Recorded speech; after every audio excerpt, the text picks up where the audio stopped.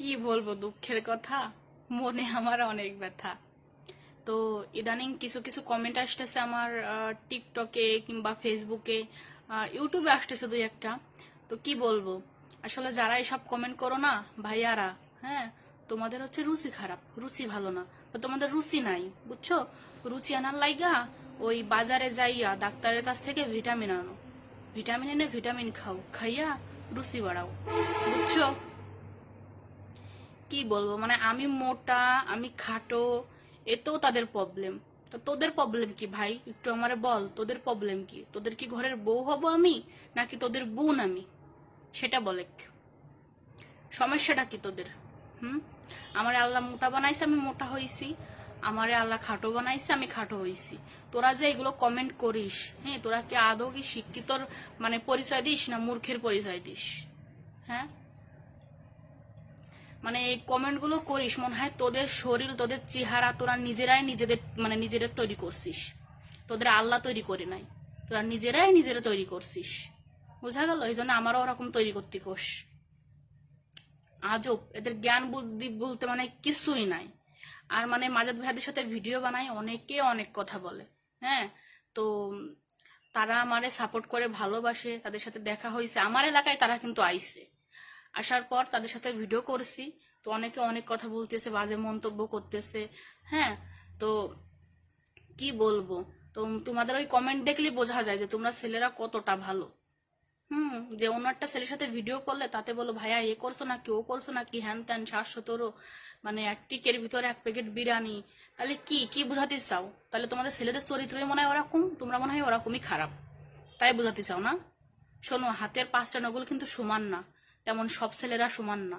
তোমরা যে এগুলো যে কমেন্ট করো না, বোঝা যায় যে তোমরাই ওরকম, অন্যরা না। হ্যাঁ,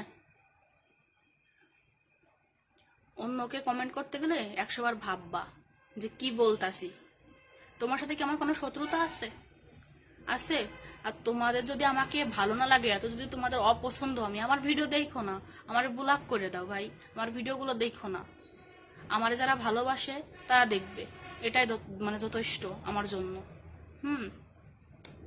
তো মানে আজও একটা কথা, যে আমার আমার অতীত নিয়েও অনেকেরই সমস্যা, আমার অতীত নিয়েও অনেকের সমস্যা। তাও কি বলবো, আমার আশেপাশে যারা আছে তারাই আমার পিছনে লেগে আছে। তা তোদের সমস্যা কি? তোরা কি মানে খাস নাকি পড়াস? তোদের সমস্যা কি? হুম? নিজের দিকে তাকা দেখছিস, নিজের ব্যাকগ্রাউন্ডটা কিরকম, তারপর অন্যের ব্যাকগ্রাউন্ড নিয়ে ভাববি।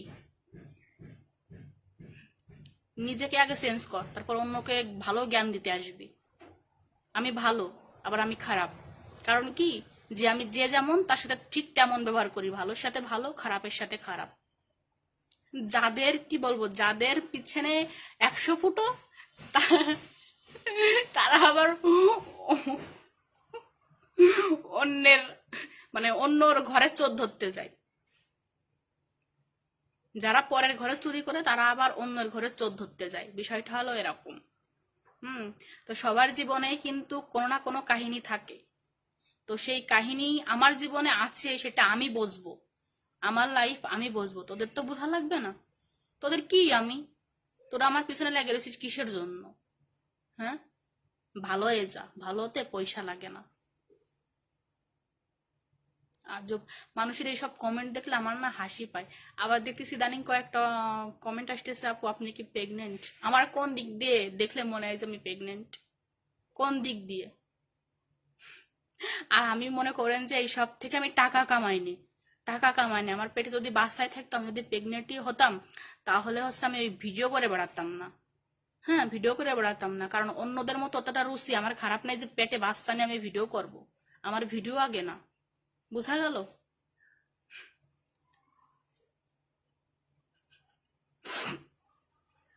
মানে আজব, মানুষের চিন্তা ভাবনা কতটা খারাপ, কতটা নিচে হলে এরকম কথা অন্যকে বলতে পারে।